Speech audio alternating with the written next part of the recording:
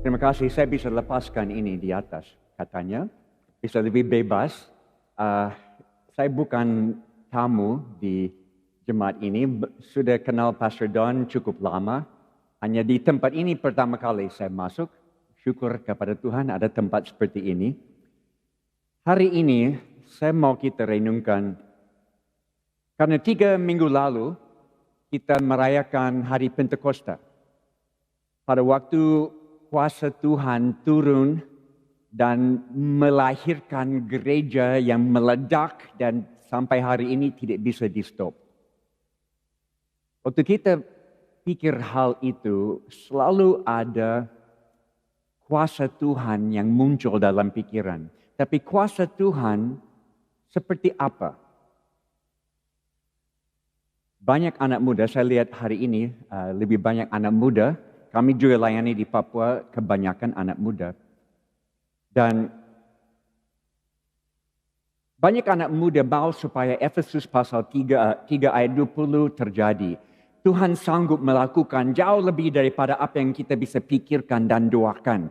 Saya mau Tuhan melakukan sesuatu yang di luar pikiran saya dalam hidup ini. Tetapi walaupun ada kemauan seperti itu, mulainya di mana?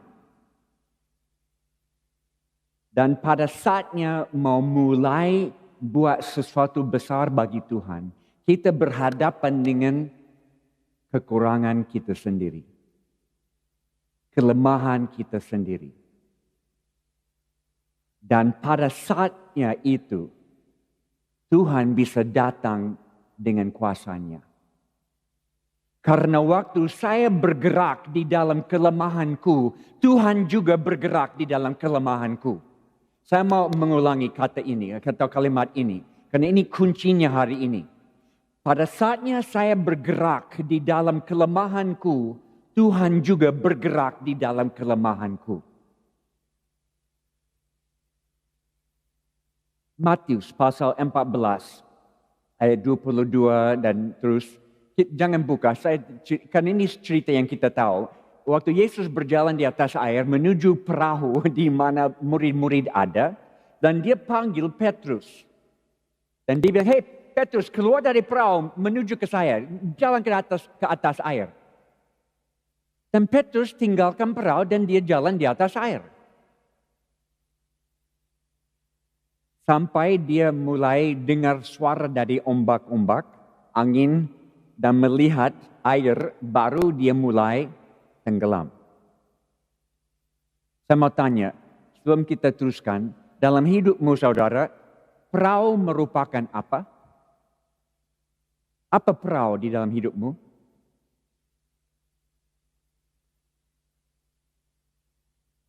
Daerah nyaman.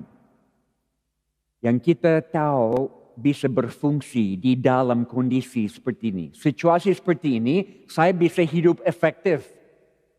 Saya bisa hidup berkemenangan dan saya bisa efektif dalam pelayanan kepada orang lain. Ya, saya tahu itu perahu. Daerah nyaman. Air seperti apa dalam hidupmu? Apa air? Air merupakan apa? Situasi, tantangan yang sehari-hari kita menghadapi. Dan banyak dalam pandemi COVID ini yang kita hadapi. Bali mungkin dapat 10 kali lipat tantangan daripada daerah lain. Selama kita siap keluar dari daerah nyaman, berjalan di tengah-tengah tantangan tapi tidak melihat tantangan tapi melihat Tuhan Yesus, bisa jalan di atas air. Sesuatu yang luar biasa bisa jadi. Tapi pada saatnya kita terfokus kepada tantangan-tantangan, air itu mulai tenggelam. Kita perlu suatu generasi yang mau bangkit dan melebihi batas-batas dari kemampuan mereka masa lalu.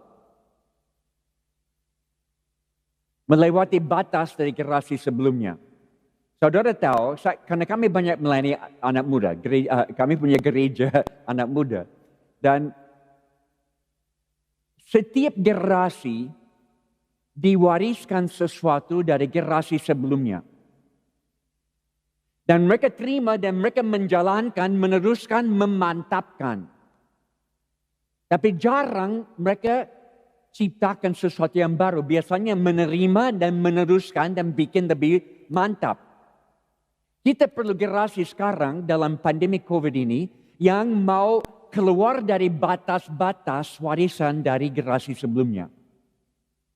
Atau dalam kata lain, biasanya dalam bahasa Inggris kita pakai istilah think outside the box. Pikir di luar kotak. Saya tidak setuju. Think without the box. Pikir tanpa kotak. Bukan di luar kotak. Tidak ada kotak sama sekali. Pandemi COVID sudah mengambil kotak. Tidak ada batas-batas lagi. Kita bebas untuk pikir secara gila. Di sini tahu istilah gila? Ini terlalu sopan pagi ini. Gila, G-I-L-A. Generasi ingin lawatan Allah. Itu yang kita perlu sekarang. Suatu generasi yang mau mimpi gila, kreatif di luar kotak yang tidak ada sebetulnya. Ini saya pakai istilah sekarang. Saya tidak dengar, saya ciptakan. Generasi TAP, T-A-P. Generasi transformasi akhir pandemi. Generasi transformasi akhir pandemi. Generasi TAP. Itu yang kita perlu. Transformasi segalanya. Tidak ada kotak lagi. Transformasi pujian penyembahan. Dan jangan tersinggung. Karena transformasi pujian penyembahan sekarang. Pujian penyembahan tidak ada hubungan dengan musik yang mantap, lighting yang bagus, dan gedung yang luar biasa. Tapi transformasi pujian penyembahan berarti saya memuji Tuhan di pasar waktu beli ikan di pasar. Saya memuji Tuhan waktu jalan di pantai. Saya memuji Tuhan waktu baru bangun ada di mandi air dingin memuji Tuhan.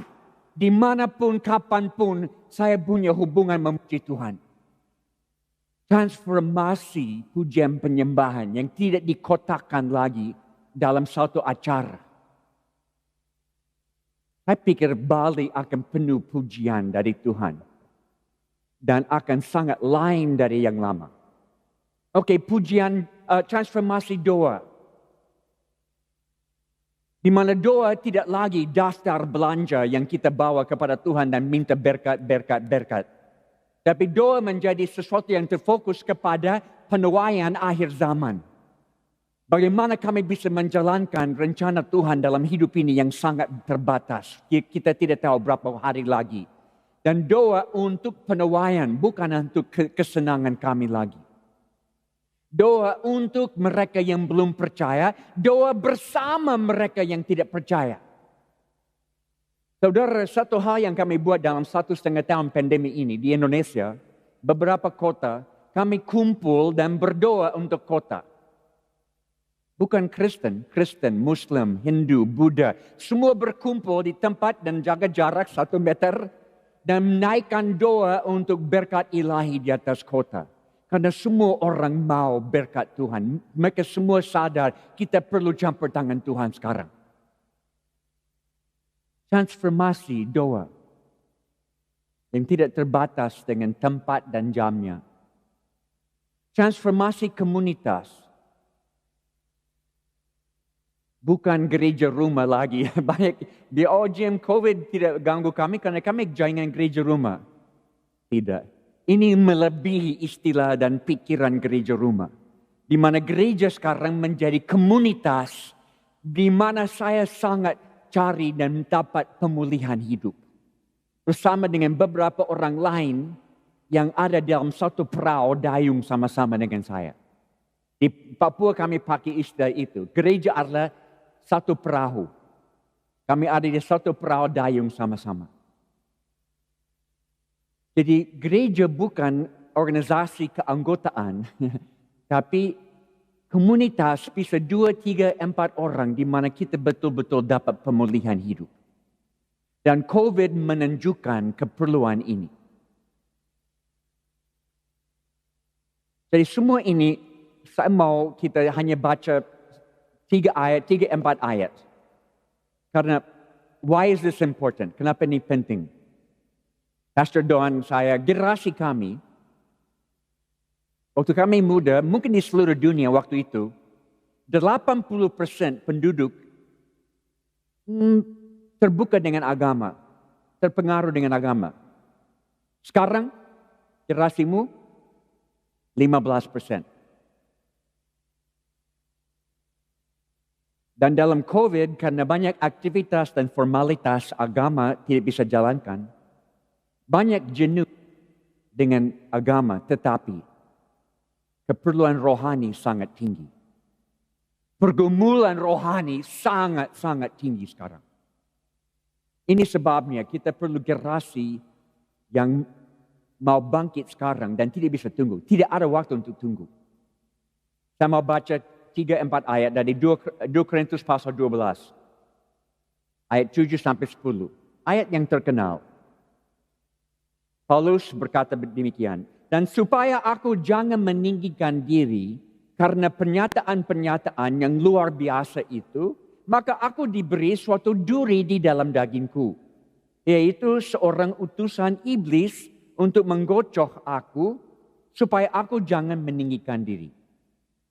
Tentang hal itu aku sudah 3 kali berseru kepada Tuhan supaya utusan iblis itu mundur daripadaku. Tetapi jawab Tuhan kepadaku, cukuplah kasih karuniaku bagimu, sebab justru dalam kelemahanlah kuasa Tuhan, kuasaku menjadi sempurna.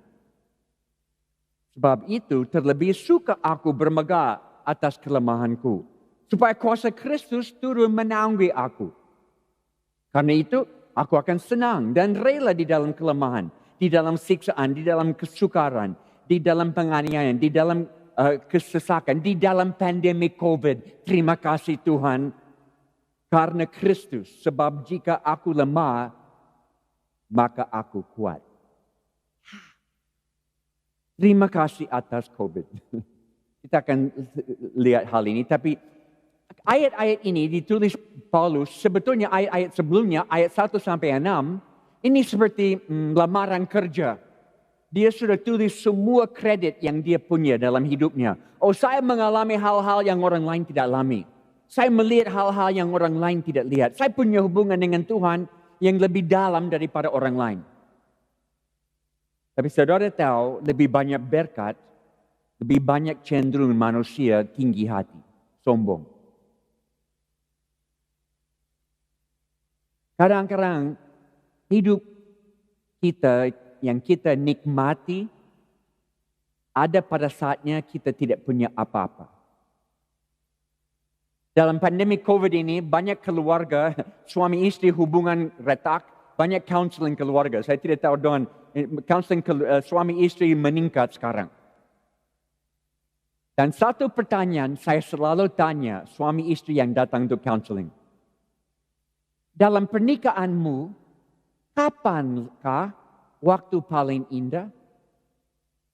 Dan tahu, banyak masih single di sini, nanti akan alami. 95% jawab, oh tahun-tahun pertama yang paling indah. Waktu kami tidak punya apa-apa, tapi kami punya teman hidup dan punya Tuhan, cukuplah.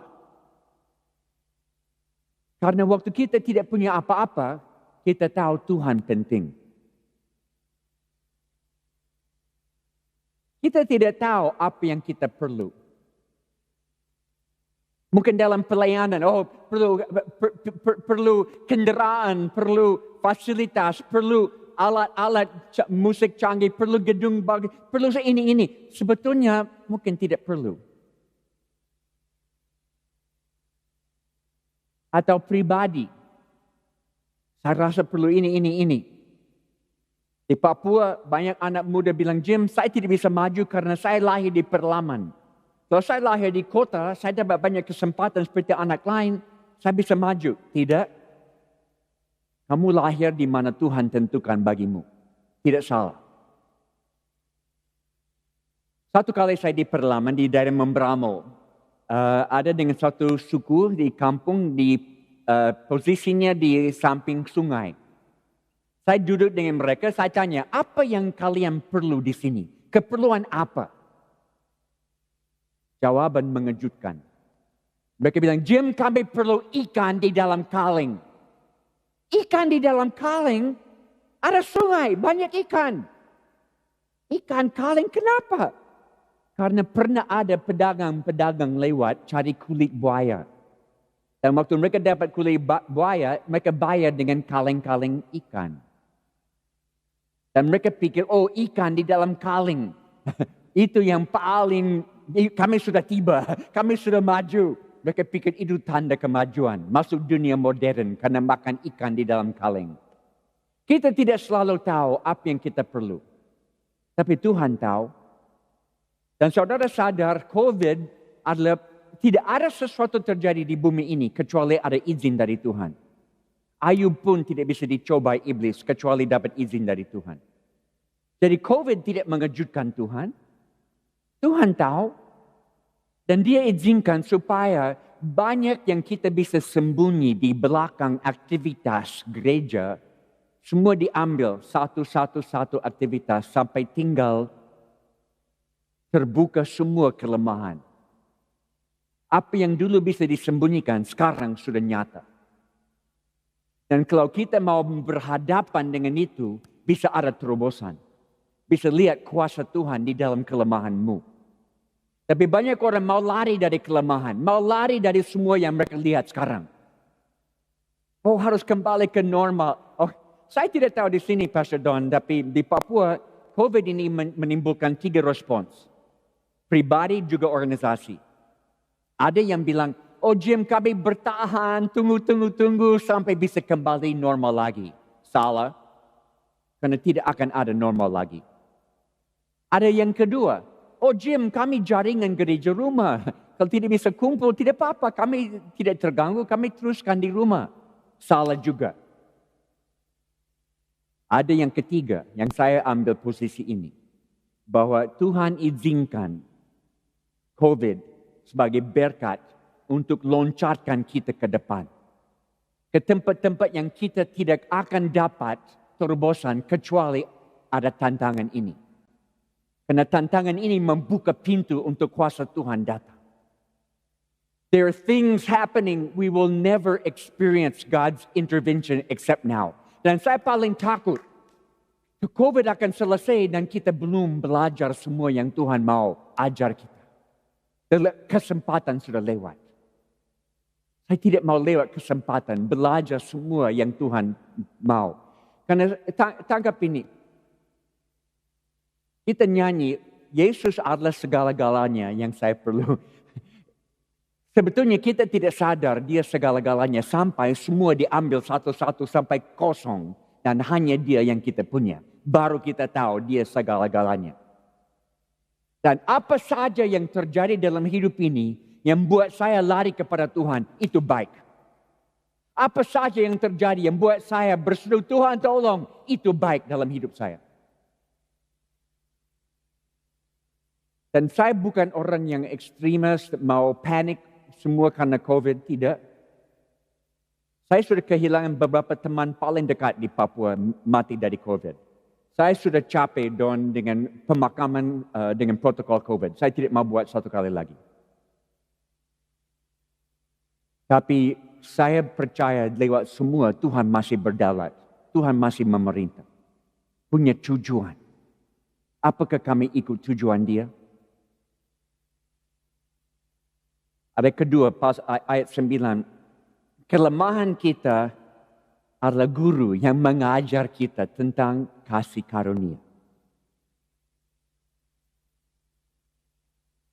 Kita dibawa keluar dari daerah nyaman. Lewat kelemahan yang kita lihat sekarang. Dan baru di situ kita melihat bahwa Tuhan hadir dan bergerak di dalam kelemahan ini. Banyak orang punya profil di Facebook. Saya tidak ada Facebook. Saya takut ada Facebook dan mereka tulis, oh ini Jim Yos, dia begini, begini, begini. Dan saya mulai percaya semua yang mereka tulis. Jangan percaya Facebookmu. Saya lebih mau tulis seperti Paulus, ya kegagalan saya banyak, ini. Saya sudah gagal banyak. Tapi saya bangkit dari kegagalan dan saya belajar dari kegagalan. Anak muda di sini, kalian tidak tahu, ada satu fenomena di Amerika yang terjadi 50 tahun yang lalu. Tanya Pastor Don satu kali tentang hal ini. Di California, di mana saya lahir besar, namanya Jesus People Movement. Gerakan anak muda satu-satunya di Amerika sampai sekarang belum ada lagi. Tapi saya bertobat waktu itu. Tuhan tangkap hidup saya pada waktu itu.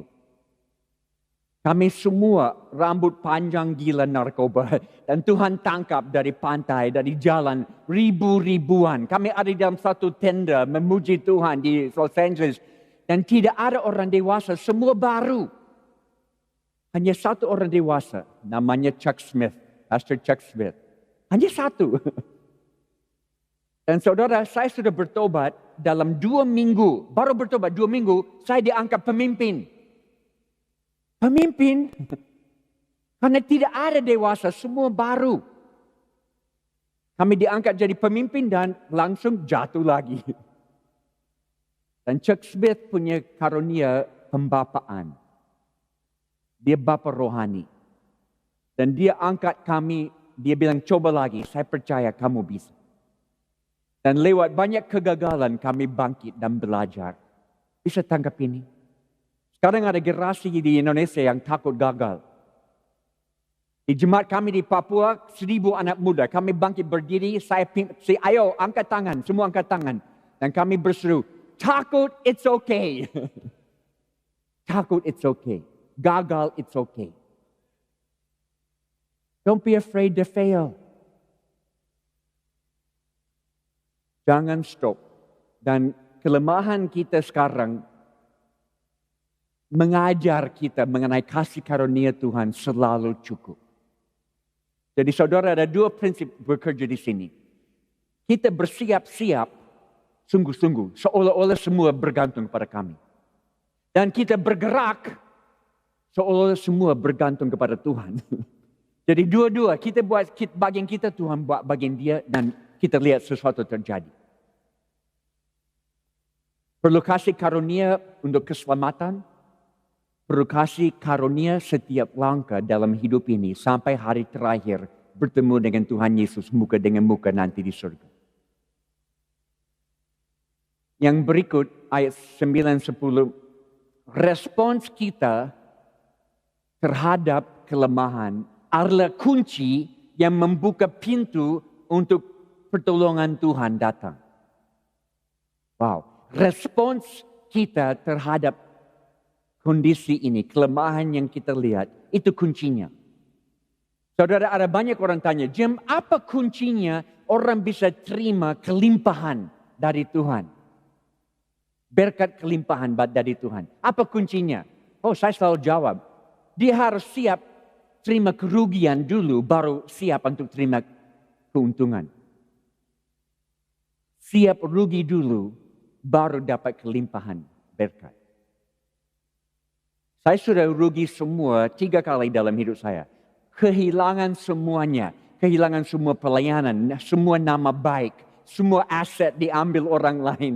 3 kali saya kehilangan semua. Dan mulai dari nol. Setiap Januari masuk tahun baru, Tuhan selalu tanya, apakah Jim siap kehilangan semuanya sekali lagi? Dan saya harus jawab, ya Tuhan, saya siap. Karena kasih karunia Tuhan cukup bagi saya. Kuasa Tuhan menang di siapa? Orang yang super rohani? Tidak. Orang yang jago-jagoan dalam pelayanan? Tidak. Orang yang berespons terhadap proses Tuhan dengan benar. Ya Tuhan, semua yang kau buat dalam hidup saya baik bagi saya. Itu orang yang kuasa Tuhan menaungi dia. Yesus satu kali dia bilang, di Markus 10 ada orang datangi dia dan mau tanya dia sesuatu dan dia mulai dengan istilah, oh guru yang baik. Dan Yesus stop dia, guru yang baik, kenapa panggil saya guru yang baik? Yesus tidak terima kehormatan seperti itu. Dan dia bilang, saya hanya buat apa yang saya lihat Bapa saya buat. Saya hanya bicara apa yang saya dengar Bapa saya bicara. Karena Galatia 2 ayat 20, saya sudah mati dan hidup. Sekarang saya hidup di Kristus. Saya sudah mati bersama Kristus, sekarang saya hidup di dalam Dia. Ini kalau saya sudah mati, COVID tidak akan menakutkan.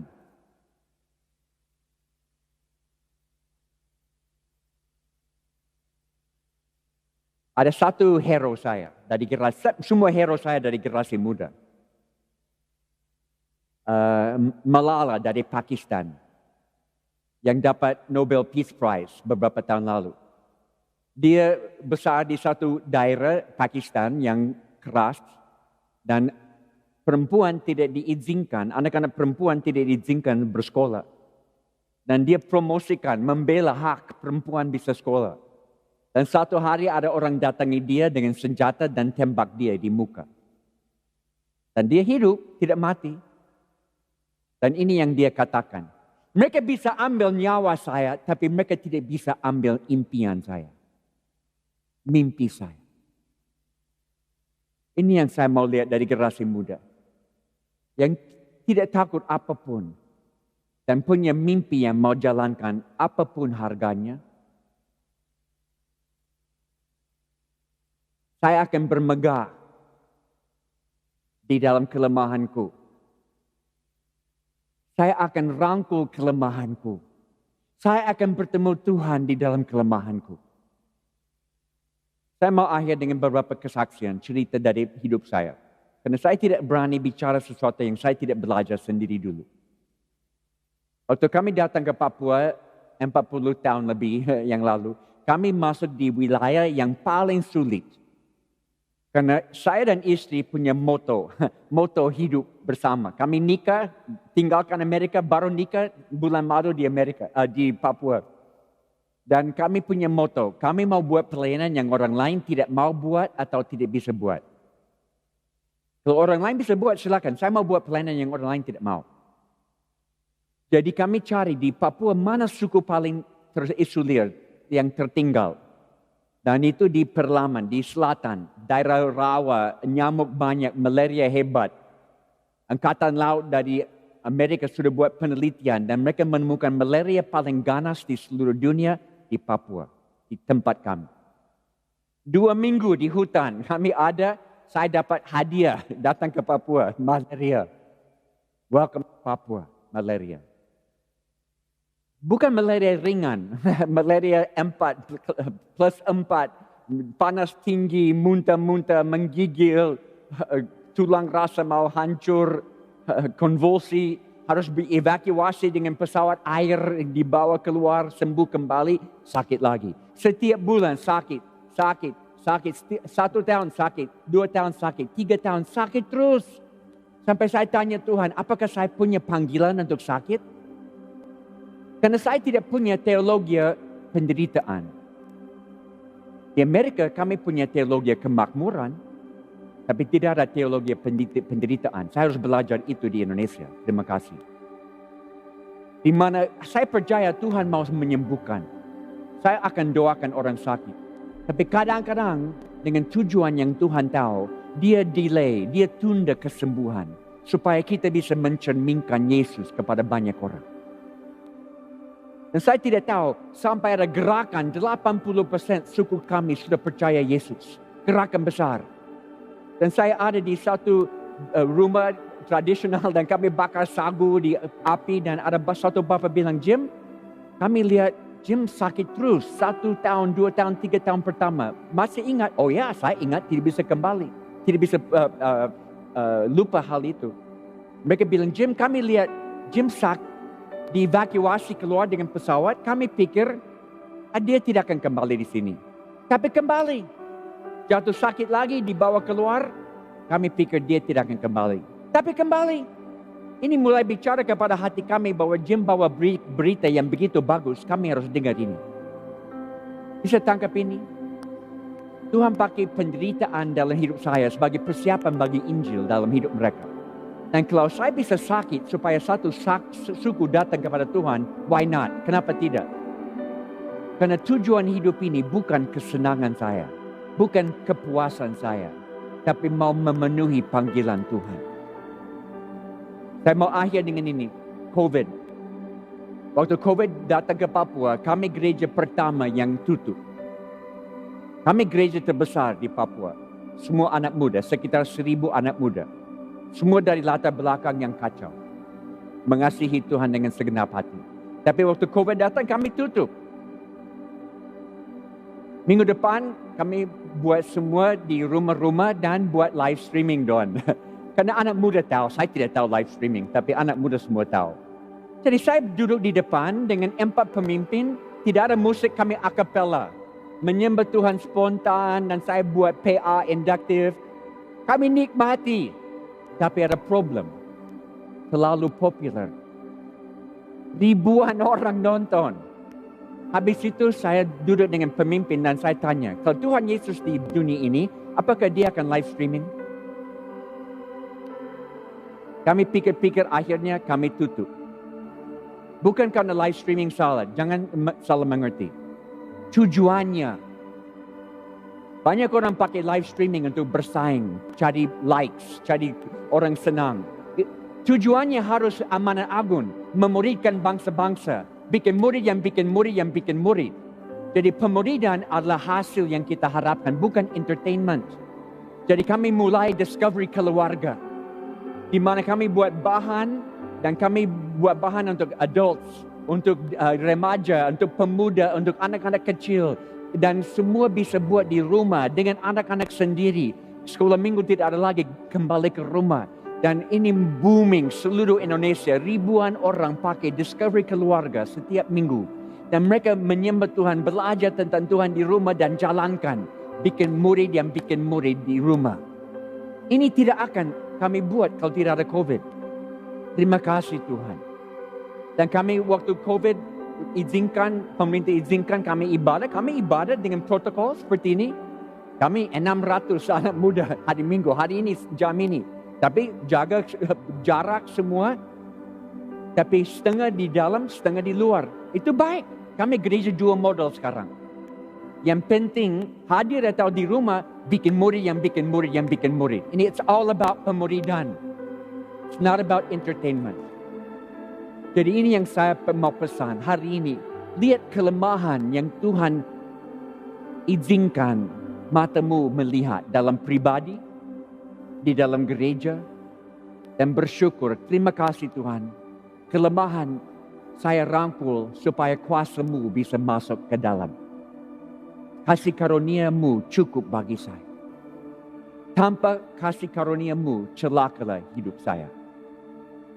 Mari kita berdoa dan saya akan serahkan kepada Pastor Jessica. Tuhan, terima kasih karena apa yang Kau sudah lahirkan di jemaat ini. Dan saya minta Tuhan, loncatkan mereka ke depan. Buat sesuatu di luar dugaan mereka. Lewat COVID, lewat ekonomi, lewat apapun yang Kau mau pakai. Kami beri izin Tuhan buat kehendak-Mu di bumi ini dengan cara yang Kau pilih dan tidak harus minta izin dari kami. Kami mengerti atau tidak mengerti, yang penting Tuhan yang pimpin. Tuhan tetap berdaulat. Dan bawa kami di tengah-tengah kehendak-Mu. Di mana kami menemukan kuasa-Mu. Kelemahan kami bukakan. Kami tidak punya apa-apa. Kami bangkrut di depan-Mu Tuhan. Secara fisik, secara emosional, secara rohani kami bangkrut. Dan kami perlu Engkau. Penuhilah kami. Supaya kami bisa mencerminkan Yesus minggu ini. Kepada semua orang yang kami ketemu. Dalam nama Yesus kami kunci. Kebenaran ini, benih-benih di dalam tanah yang baik akan menghasilkan buah yang baik. Dan tidak ada suatu kuasa pun yang bisa rampas benih ini dari hati kami. Dalam nama Yesus kami terima. Dalam nama Yesus kami janji kami akan berlaku firman-Mu. Haleluya. Amin.